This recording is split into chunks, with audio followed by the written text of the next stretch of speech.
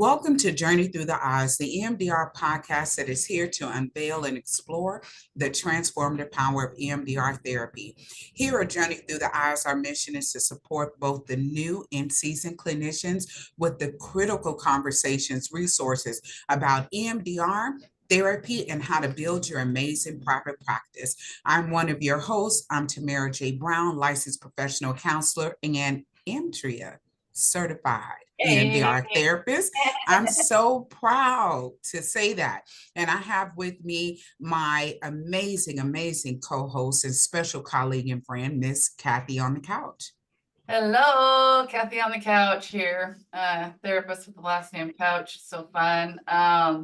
We are here in Twin Falls, Idaho, and it's a beautiful Friday, and we're so excited to have our special guest, David Polidi. I hope I didn't damage that last Oh, name. that was perfect. Said it perfectly. And David actually reached out to us. He has his own podcast, and so we'll be on his and he'll be on ours. And so he can probably share some knowledge about podcasting. We're now in season 2, so we're just going to have a conversation with him today. He's an EMDR clinician and IFS clinician as well. And so I'll just kind of turn it over to you, David, to maybe introduce yourself a little more. Sure. Well, first off, it's an honor to be here, and I really appreciate you guys having me on. I'm a fan of this podcast, and I think that yeah, you guys do great work. Um, about me, I have similar. I think I have very similar message to you guys, where it's just getting the message out there, right? I love that you're EMDRIA certified. I'm EMDRIA certified. I'm a consultant in training. So if you're out there, if Ooh. you need a consultant, I'm game. Um, but and then IFS, it's the certification is a long road. So I'm in the process of that as well. I work for the Internal Family Systems telehealth collective right now. So I'm taking clients from there. And I'm in Massachusetts. Sunny, beautiful Friday day here as Yeah. well. And yeah, I love to combine EMDR with other models, specifically IFS. And right now it's just an honor, and I'm game to talk about anything you want. On my podcast, I usually love to nerd out a bit Yeah. on this stuff. So I might veer in that direction, but whatever you guys want to talk about, I think will be beautiful. Now, for our audience, could you just describe the name of your podcast and where they can find you? Oh, sure. Thank you. Yeah, it's called Empowered Through Compassion. Just came up with the name because I feel like, what better way to be strengthened than through love and compassion? And you could find me www empoweredthroughcompassion.com. You can find me on Amdria, find me on the IFS Institute, through the IFS Telehealth Collective. But check out my website, www.empowered with the D through compassion.com. And we'll have those in the episode notes as well. So Great.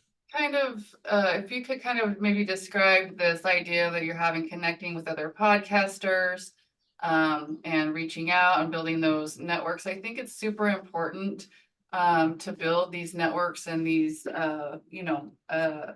connections. I think one thing Tamira didn't Yeah. say, she's also a consultant in training. I think, that's exciting. I think as we're excited about one certification, also acknowledging we're also in training and working on that consultant status, I think is important. So kind of what I'd like to hear just starting out is, what was your journey sort of with the EMDR? I know you believe in the power of it. Could you describe for our listening audience the journey from when you decided to be basic trained to become an EMDR certified clinician, and then what prompted you to start your consulting and training, and how that experience was for you? Sure. Sure. That's a great question. Um, I've always been interested in trauma ever since I was a little kid. As a little kid, it was like, I hate this and I want to get rid of it. or I want to help, others who have trauma, get rid of their trauma. But then I went. My journey was out of school to work in a school, in an elementary, middle, high school. Again, trying to figure out, how do we create communities?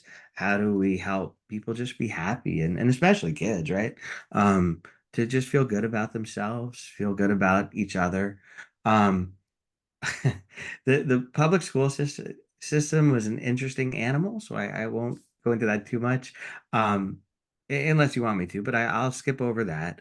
After that, I worked with, more in depth with families, and community services, and really, I think could really appreciate how much trauma could impact families. And, in Massachusetts, we have the ARC model, and I studied that and I taught that.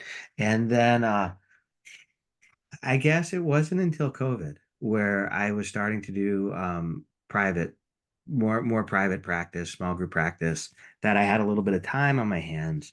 And I talked it out with my wife. What do I want to do, and where do I want to go? And that's where I just signed up for an EMDR class. It was something that I had taken. I had gone to a therapist for EMDR 10 years prior, 20 years prior. But I was like, you know what? This is another tool, another way of looking at things, and it would be beautiful to just understand more. And when I took the class, and then I started using it with clients, and then I actually went back to therapy to have an EMDR therapist. There were parts about the model which I just loved, and there were parts of it that I think were a little bit harder for me to access. And so I also started to integrate other models, other ways of thinking. I mean, I love a lot about EMDR, and I love how there's the conceptualization of the phase model, and the different ways to conceptualize how everybody has this AIP, natural way of healing. But I felt like I benefited a lot from learning more about the polyvagal theory. I learned more about incorporating concepts of attachment theory, and then I had friends from the class, and we met every week and shared resources, and kind of grew together. And one of my friends in that group started talking about IFS, and then since then I was gone on the IFS ride. I have Yeah. a, go ahead, Tamir. Well, David, you are saying you are talking my language, first of all. I want to kind of back the train up a little bit because you said something that really resonated and pulled at my heartstrings. And I think that whether it's a new seasoned clinician or just someone who comes across this conversation, we want to pour a little something into their cup, and that is that compassion. I loved how you talked about the need for more compassion, and how you just introduced, some of your works, and it just sounds like that is kind of at the heart and at the center of what you're doing. Your energy and your presence is so soft, right? And so Thank you you. could just tell that that compassion, that it's present. um I want to ask you, David, what have you learned on your journey, right, that made you lean more into compassion? Oh man, where do I begin? I mean, okay, so I love motivational interviewing. I'm going to circle back to your question here. One of the things that motivational interviewing does, when I share it with people, when I teach it, um, is they say, who is a role model? Who is a role model for you? And think about, when you think about this role model, how do they make you feel? How do they listen? How do they honor you? How do they understand you? And it could be anybody. It could be somebody in your life. It could be somebody you don't know, but you've seen, a picture of. And I gotta say, my role model is the Dalai Lama. I was lucky enough to hear him talk, I think in 1999 in Central Park. He was introduced by Richard Gere, And then he came out, and it's the coolest thing when you see like thousands upon thousands of New Yorkers, like all centered in Central Park with love in their hearts. That's like, that alone is like magic. So I really love the Dalai Lama, and how he says compassion is his religion. I love spirituality. I try to bring spirituality into my podcast as well. I've heard people like Kay Gardner in the IFS world say you can't have trauma healing without spirituality. And so to me, spirituality, basically, God is love. Love is God, God is love. And so yeah, compassion, you said that I'm soft, and I really appreciate that, because I think there's so much power in that. You think of Bruce Lee and how he says, you want to be strong, be like water. Ooh, Be like water, be flexible. And so to me, that's like, an aspiration to help people be flexible and be like water. I love that. I love because Bruce Lee is one of my favorites. Yeah. So How could you not like Bruce Lee? how can you not? He was so wise, right?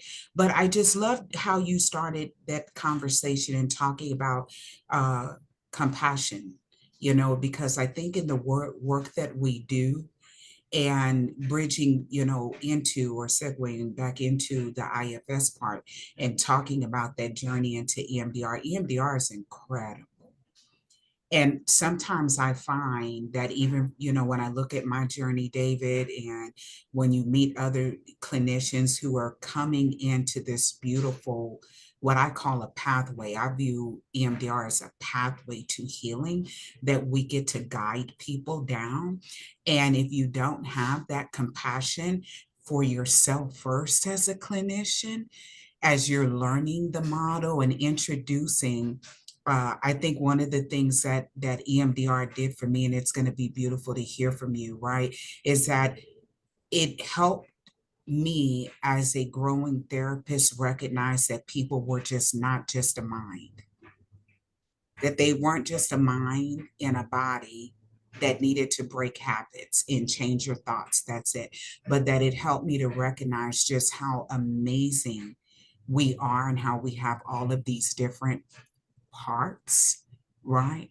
And then learning how to move with the model, as Dr. Francine said, make it your own, right? And then integrating different approaches. But I think that compassion piece is so needed, right? As we're learning to take that journey and share EMDR with the world. I'm interested in hearing from you, David, about the Could I polyvagal. could I What? say one thing quickly Yeah. before you ask? Mhm. Just to comment on what you're saying, Mhm. because so much stuff is coming up inside. Um, so my first response to you is yes, hell yes, everything you said. And then so a couple of things. So one, you said you see it as a path, and I think that's beautiful. I've always said, to me it's like a map, right? It's like a map. So pathway, but you could see a bigger map too. And then other, now I'm going to forget, with the compassion, and Francine, I think, I really like, Laurel Parnell's work. I think part of that compassion that is needed, and there's a lot of people in EMDR world that do this.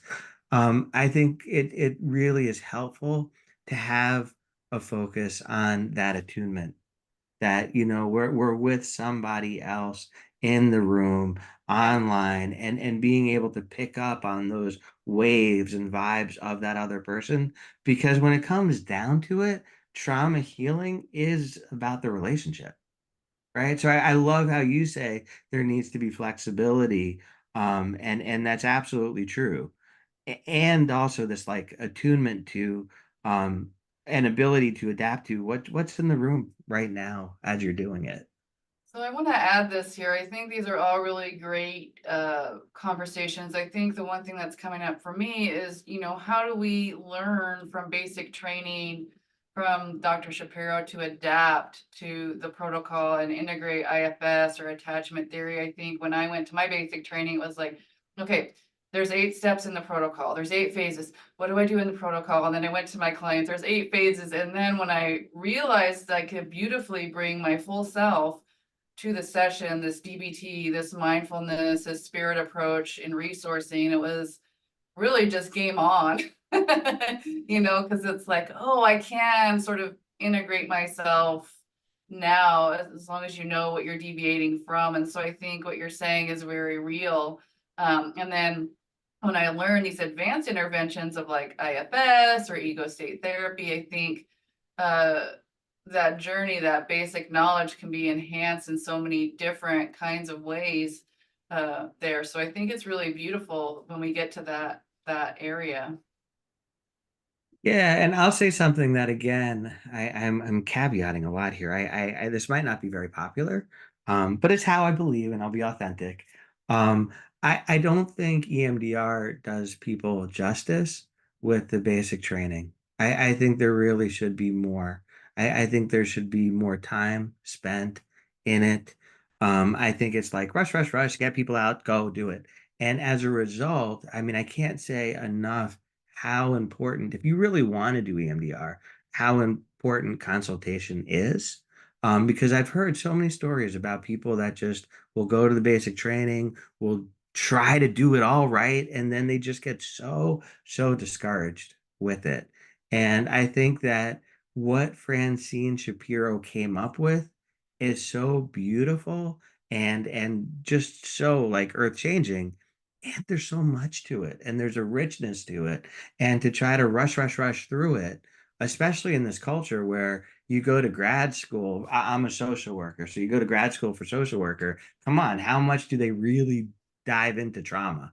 How much do they really dive into some of these really important things? So you get a taste of it in the basic training. But to me, it's like there needs to be so much more kind of growing, learning, reading, talking, experiencing before you could really feel like, okay, now I'm ready to go in and just bring all of this wonderful wisdom into the therapy room. You know, David, you know, I thank you for making the choice to be authentic. And I thank you for making the choice to shed light on something that Kathy and I are on this incredible journey. We started Journey Through the Eyes and we've leaped, you know, and we've made a choice to be present for each other and to be perfectly imperfect and just to catch each other in the journey and the Yeah, process I love that. and having these conversations. And that's why part of the mission is to have critical conversations. And you said something that really brought tears to my eyes, honestly, and talking about the journey. Because for me, what I'm discovering on this journey is I'm very passionate about the therapist. I'm very passionate about helping the therapist. I think that, you know, we go to grad school and God bless us because we don't realize that incoming surge of information. And we oftentimes, because life is busy and we're familying and we're caretaking and we're, you know, surviving and the brain doesn't have enough time, polyvagal, right? Doesn't have enough time to process all of that incoming information. And then we get thrust out because really the only way you get to, you can't, this is something I've heard, right? Is that all knowledge is just simply information until you put it to practice. Mm. It's just stored information like books. you, you know what I mean? Until we put it into practice and us becoming mental health providers, therapists, clinicians, and just professional helpers, our field is to get out here and practice and take these risks. All the while, nobody's talking to us really about leaning into it, right? To get the confidence and competence. And then when you go to a training, and I think it just, we needed to, I know I needed to hear that. I needed somebody to say what I'm saying, which is that the EMDR trainings, because what Dr. Francine Shapiro has blessed, I tell my family, I said, this lady tapped into a divine portal or something. I Yeah. don't know what went on. I said, but this, and the more you have time to lean into, to comprehend, and to understand what this woman has brought to us. But it's hard to do that, right? In 3 days. And then tell someone, go out and serve somebody's brain and nervous system. And Yeah. then don't worry about it. Just keep doing it. Huh? So I want to talk to you a little bit about this honor year. Can I respond really quick? I'm Yeah, sorry. I'm yeah. interrupting the questions. I could hold off if you want to ask No, the okay. question. Yeah, go ahead. I'm just into like the natural flow of this, and um, maybe you could edit that out if you want to. Um, so my response to you is just that Tamara really resonates a lot, and I love what you're saying. Yeah, she created a portal, man. She did, and I feel like that's why you asked me earlier or said something about, like how I reached out and how I want to, go and connect with everybody, doing podcasts on EMDR or IFS, because this country and this world, this society, I don't say this world, I don't know, but at least my experience with this society, we're all about isolation. And it doesn't work. And it doesn't work. And especially if we're doing this stuff, if we're doing trauma healing, we're doing EMDR, the new therapist, old therapists, we need each other. We need a community. We need to feel like we're able to support one another through all of this stuff, whether it's podcasting or the work with, consultees or consultants. It's that community I have found to be a game changer. And we can't do this work alone. And tapping into that. And even with my podcast and reaching out to other podcasters and other great people in the field, there's such a wealth of like just incredible people out there and heartfelt people and good people and wise people. And so tapping into that, I think, is just so important. Yeah, I think the wisdom part that you're hitting on, I think once we have a collective wisdom, I think it's really difficult. I think when I developed Rewired 360 in the university setting, in my experience as a clinician being certified, I went to the basic training and it was like, I want to echo what you guys had said. It's so much information. And so what I have tried to do is to really kind of condense that into the key points in our basic training coming out next year and add some pieces about documentation as well, because they don't teach us how to even write a note. And so, That's great. documenting in the phase protocol. And so when you're documenting in a protocol, it's easier than even just a CBT note, and trying to help clinicians be comfortable with that. Right. And so just some different nuances. I want to help people have that community from basic training to certification to consultation to being a trainer, and just help them know that it's possible. Because I know in my training, I felt like this is so much, but how do I convey this message? And it was sort of like, oh, that's not necessarily for you. It takes so much time. And there was this like gatekeeper kind of saying, no, you can't. And I'm a little obstinate sometimes. I'm like, oh, yes, I can. And then Tamira comes along and it's like, girl, you can. And I'm like, okay, let's do this. And so I think it's really valuable with our relationship and doing the podcast together, because we motivate each other. And I think internally, like you're speaking about isolation, right? And having this sense of even community where we're doing this and advancing this forward just is so valuable. Absolutely. And I'll throw in a word about IFS Yeah. maybe. And because what you're saying is true, and I love what you're doing. And there is so much that's not taught that, then you seek out advanced trainings or so. In this book that I'm working on with 20 something other, leaders, trainers in the field, we're talking about the work of combining IFS with the MDR, and there's certain things that I think IFS brings that's crucial. Ego state could bring it as well. It doesn't have to be called IFS. And again, I hope I don't piss off IFS people. IFS is a beautiful model. And it's shamanistic in its roots, and you don't have to call it IFS. You could call it other things as well, but I'll call it IFS. So one thing that it brings is this understanding of the multiplicity of mind and parts. And so what Annabelle McGoldrick, who also trains EMDR IFS, she highlights how it's so important for budding therapists and budding trauma therapists who do EMDR to really be aware of their own parts that are coming up while doing the trauma work. And whether you're talking about the polyvagal and one autonomic nervous system meeting another autonomic nervous system, but what's going on internally with you as the person doing the healing is just as important in some ways as what's going on with the other person.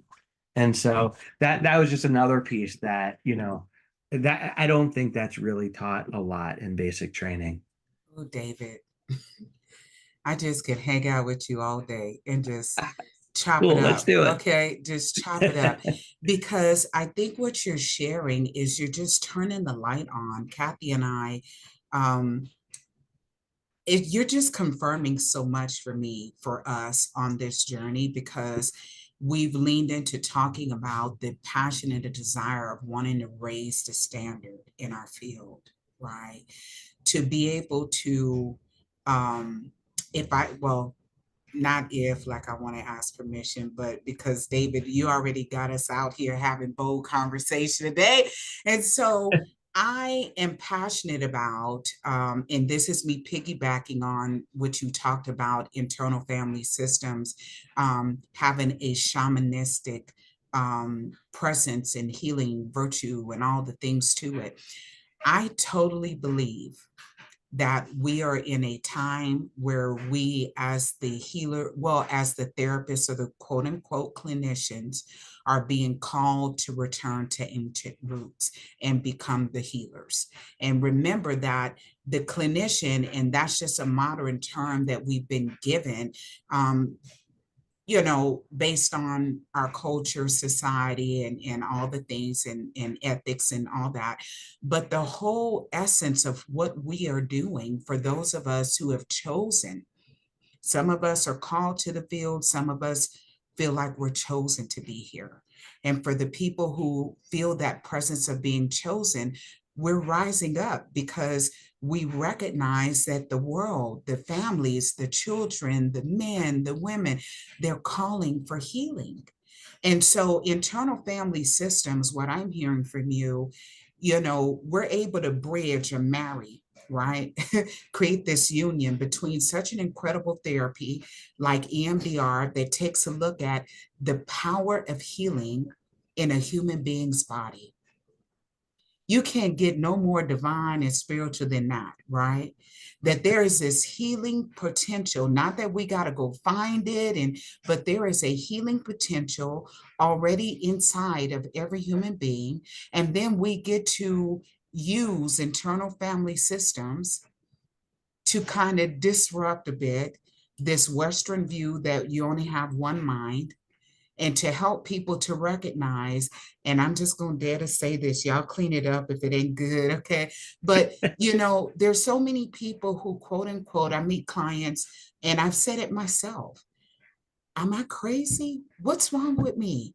I don't know. There's this part of me. Why come I can't do this? And what is going on? I don't like that part. I don't, and we don't recognize the mind, and we don't understand what's really going on there. And internal family systems, to me, is, it's like, if EMDR is the map, if you will, right? Then it's like internal family systems gives us a deeper path, another hidden path, right? Yes, and well, let me say this: Bruce Hersey, who's like my hero, he is my consultant. He started Syzygy, which is online, and they have in-person classes too. He's working on the book with me, um, and he's a huge part of it because he does IFS informed EMDR. And so for people who have EMDR training, he kind of brings in level one learning the IFS basics, and then incorporating it into this world. He would say, just like you said, um, he says, you know, we take EMDR, we set the GPS. That shows us where we heading. But then we calculate it, and then the road that we're taking, all the little beings on the journey that are showing up, that's IFS. So, and other people have said this too. One of the criticisms of EMDR, which I do believe, again, there's a awakening, more awareness, and more attention to this.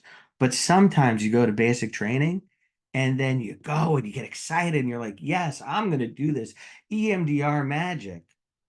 But you trample on a lot of parts that we have inside. We have parts that, you know, Dick Schwartz, the creator of IFS, calls protectors and then exiles. So, in a nutshell, and I'm definitely condensing this a lot, exiles are ones that are holding these heavy weights of trauma. And so when we do EMDR, IFS informed EMDR, you're finding these exiles and you're doing EMDR with the exiles. But we don't want to just go to the exiles without permission from the protectors. So when you're bringing in IFS, you're saying, wait a minute, let's slow this down. And as we're going on this pathway towards healing trauma, which is beautiful, do we have anything in the system that's not ready to go there yet? And if so, let's wait until we could befriend them and get permission from them to continue down the journey. And I think that's crucial. I want to pop in here for a second. There's been so much discussed here. I think I want to go ancient here, back to the roots for a minute. I think the Spartan comments here, I want to talk about this idea with the Wounded Warrior program back east. If you're interested, I can talk about it. But what they were saying was that the veterans here in Idaho, they have a coalition that will, a nonprofit actually, that will send warriors to this intense recovery program for 3 days, you know, when they have distress. And so what they're doing is having them be surrounded by a collective experience. And it was described to me that, you know, we don't engage in community like we used to. And so there's a community of veterans there that surrounds them. And it was described, they said, you know, when warriors come home from battle in the Spartan time, the community gathered around and received them. And we've lost that voice and that connection with the community. And so their model is after that component as well. And so I think that's just really beautiful. I think that communal experience is what we're trying to create here. Is you don't have to compete with me. We can be in a blue ocean over here on the side, chilling out. We don't have to be in the red ocean like sharks eating away at each other, and that sense of community. The other thing is, like we were talking about the brain and the innate healing that's come forward. It seems like magic. I tell people it's magic. One of my patients says I'm here for all the tricks. So, you know, IFS and ego state and all these little parts are what I would consider the tricks. And so I was talking to a group of business people. I was trying to explain EMDR, and we're in a more conservative, less receptive culture where I live in Idaho, and it was more like this, what do you call it? Like witchery, I guess. I don't know how else to say it. You know, it was received as like, what is this? What are you trying to bring to us? And so there's some stigmas around that. And so the person, you know, is presenting to, you know, I explained EMDR, I explained the brain, and then the question was, what's the technology? So it's just the brain doing the healing, and we don't actually know what it is. And this person couldn't just get past what's the technology. And I think in this era with social media and technological advancement, that concept is very difficult, I think, for people to receive, that our brain can actually be more powerful and compute millions of times more rapidly than other brains. And So we, my question for this gentleman, yeah, if it was a gentleman, yeah, and this is not any offense. I'm not meaning intending any offense. yeah, I wonder what it feels like for him if he takes a moment and just drops into his heart. And at times you go into your heart and we're all in our head, business, numbers, money, yeah, power, whatever, which is, the part of our air we breathe. But when you go into your heart, there's a logic and a rhythm, right? A rhythm. yeah, And there's a different consciousness which you could bring to the table, which adds so much to the logical brain. yeah. Yeah, I think I'm trying, and hard, how to express that is sort of sometimes people, maybe are scared of what they can't see or feel. And so when we have, our brain doing the sensory stuff, which computers can't, and all that really juicy stuff that we incorporate is just amazing. I also think what you're saying is very powerful about the parts. But I ask my patients, I haven't been IFS trained, I do some ego state work. But also the point, what you're saying very powerful is the consent.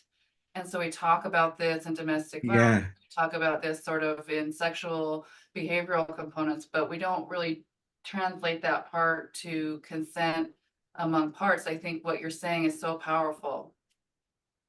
Yeah, yeah, thank you. And it's not me. Other people have said it. Annabelle McGoldrick. I'll definitely shout out to her.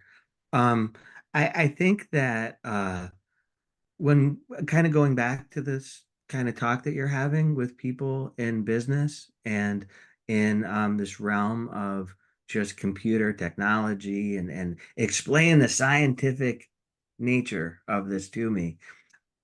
What also comes up is a conversation I was having yesterday, which God, I don't know when I'll get to editing it. Hopefully, hopefully soon. Um, but it was beautiful, and we were talking about the human body. And when you think about the human body, there is no other computer machine. I don't care how good technology is.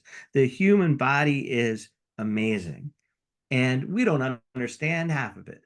And Yeah. so when we're looking at the human body, this is, I would even say it's not our body. I don't think screw commodifying everything. It's not our body. It's something that's on loan to us that helps us experience the world that we're in right now. So we're using this incredible instrument to take in being in this realm at this moment in time throughout our lives. So, how could you overlook the most important, beautiful instrument that you have at your disposal? And if you're only in your head, you're overlooking that instrument. And And that's what so EMDR EMDR, IFS therapy, whatever your doorway into it is it's this appreciation and understanding for this instrument that we have in our possession for, what, 80 years, if we're lucky, 90 years. So it's learning how to use it in a way that schools don't teach us. David, I just I tell my clients, I said, oh my gosh, don't get me on my soapbox because, um, and not that I'm calling us or objectifying us. I said, but we live in a modern society where we're driving cars. We even if we don't know the full mechanics of the car, we do understand how they work. We know that if the gas is empty, if the tank is, we know not to go get milk, David, and put it in the gas tank trying to fill the gas up. I said, however, I said, gone are the days though that we can understand that, but we don't understand our mind and our body, but we're using it, we're functioning in it. It is alive. It is, moving us. The body is such an incredible vehicle. And I know that a lot happens because, some people kind of get all in an uproar because so many things that have happened to people and human beings in their bodies and all the things.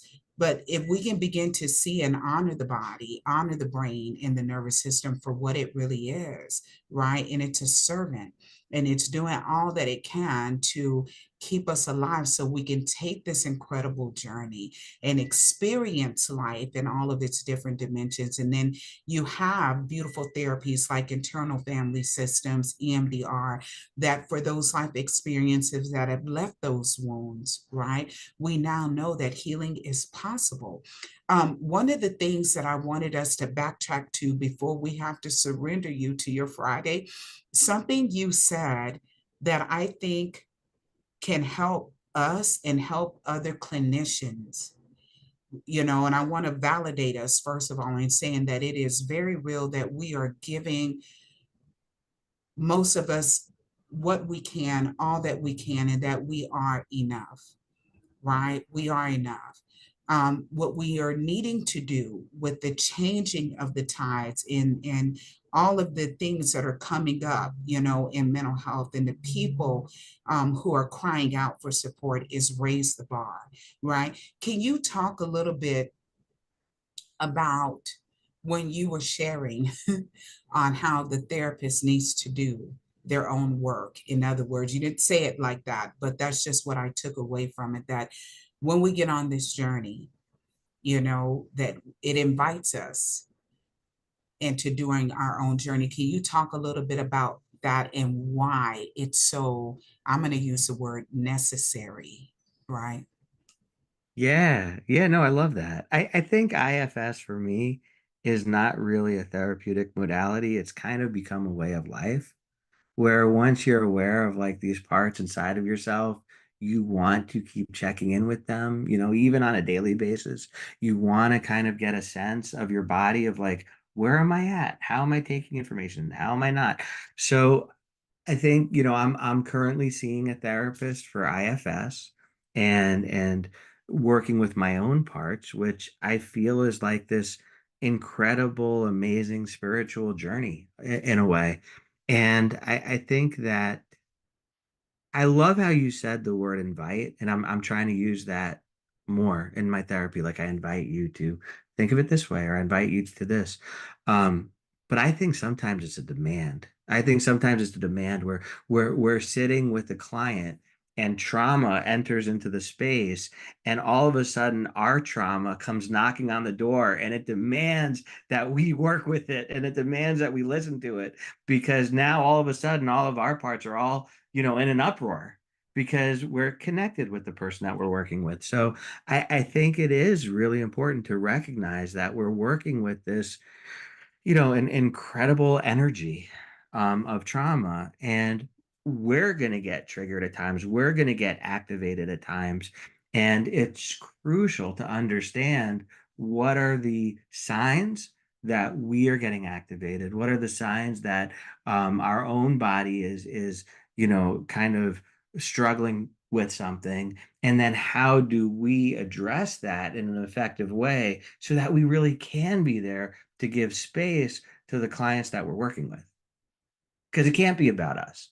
It's about providing that space so that we're working with them. So how do we take our own time? I mean, in this field, we all talk about self-care, self-care, self-care, but then we go into these jobs like I did with community mental health, and really, how much realistic time do they give us for self-care? So they're saying it, but so I think it's imperative for us to really take a good look at our life, the surrounding environment, our where we're at, and how do we take some of this beautiful healing and not feel like, oh, I'm the healer and you're the client, but no, we're swimming in this water together. And when we're in this moment of healing, like I'm not going to be talking about my stuff, I'm talking about your stuff, and providing space to allow you to access that inner power within you. But then I'm going to need some other time and some other day to be able to also kind of check in and say, okay, what am I holding inside me, and what am I going through? David, you've got to come back. This is But you're coming something. on mine, so we'll Well, we'll I'm continue the coming. Look, conversation on I my don't know if we're podcast. going to be leaving, is the thing, because you said something that I think is beautiful. Well, you shared something that brought something up for me that I think is beautiful, for the therapist. And that is that we are sharing in a journey. We really are the human beings that chose to go to grad school, do all the internship. We're digesting all this information so we can get in the water with people. Sometimes that water is murky, sometimes it's quicksand, sometimes the tides are so high, sometimes it's so super deep, sometimes it's hot, sometimes it's freezing. But I hope we are hearing that we are choosing to get in the waters. Sometimes it's caves. So, and we're choosing to go through these experiences. And the reason that I think is so important in what you're sharing is recognizing that we not only do we want to be prepared and competent, but that we recognize how powerful of a witness, how powerful it is to be present and to take a journey with compassion and really, really hold space. And how divine that is, how incredible, and how that speaks to our humanity, our spiritualness, to share. And and in a Christian way, in the Bible, it says sharing another person's burdens. That's where healing is. That's it right there. If you want to sum up healing, I said this to my client that I just met with just before we got on. I said there's two things about trauma healing, if you want to sum it up. Now, those two things are very difficult, but two things: awareness, right, of what's going on in our body, what's going on around us, and awareness of how we're reacting to it. And the second thing, which is what you said beautifully, being able to express it and feeling like it's being heard and understood and felt by another person. That's it. That's trauma healing.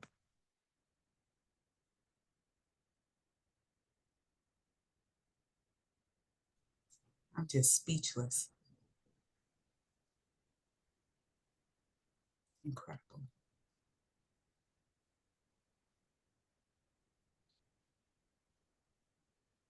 Such a beautiful presence, right? Yeah, that's where the magic is. And getting there, that's the other thing about IFS. I don't know what EMDR would say with this, but IFS says that it's really an unraveling. It's I forget what it's called, but it's a model where we're trying to observe the parts within us so that they could soften, they could relax, they could give us a little bit of space. Because as the layers come off, that's when we're going to find all the goodness in us of confidence, clarity, being able to realize that we could walk through anything.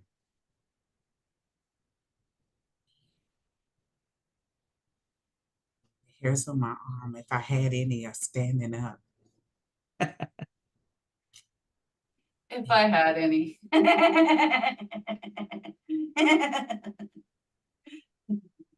Well, thank you so much, David, for coming. I think this is so powerful. I think there's just so much content, right? I think so cool on podcasts. Now we can capture the magic of this interpersonal conversation and spread it. It's like if we could just duplicate this conversation and share it, would be amazing. And we can. And the thing is too that I give EMDR credit for, right? I said this yesterday and it just like really hit us.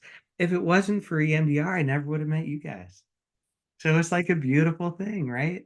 Yeah, yeah, Yeah. it's It cool. just brings things and brings us together, David, it has really been, and I do mean this, an honor meeting you and That's an sharing, honor meeting you know, you and connecting and finding new friends. Yeah. So and I feel the feeling is very, very mutual.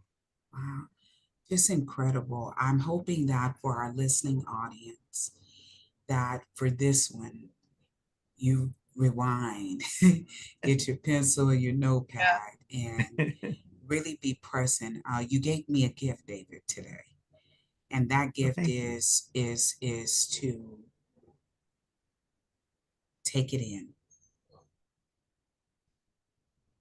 and be the change you want and need to see in the world. Take it in, you know. And so I thank you for that. I really do. I thank you for that. And so I am so grateful just that the powers that be are sending incredible professionals, human beings like yourself, David, to us here at Journey Through the Eyes.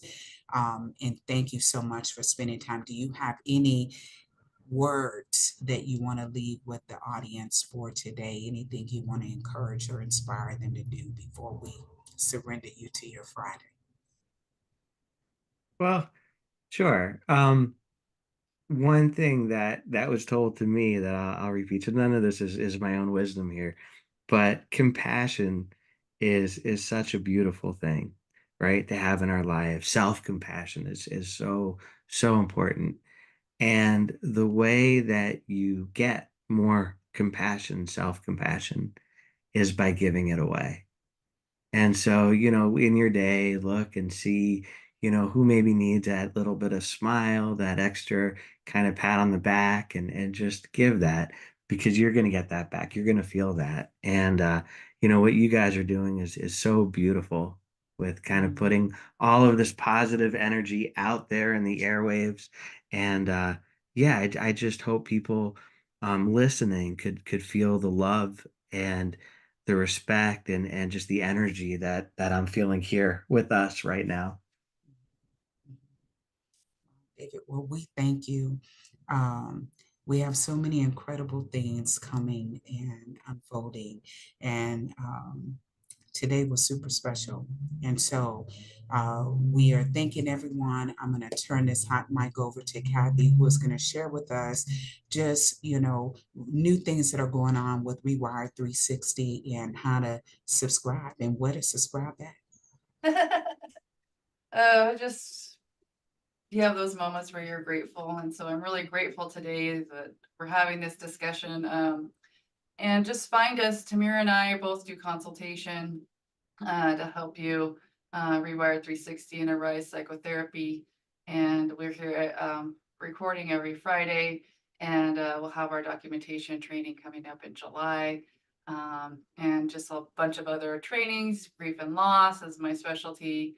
Tamira does holistic treatment. And so we're just very happy here. And yeah, we'll have a good weekend. It's June and it's hot. So we hope you enjoy yourself and drink lots of water. And we'll see you next time. Have an incredible weekend.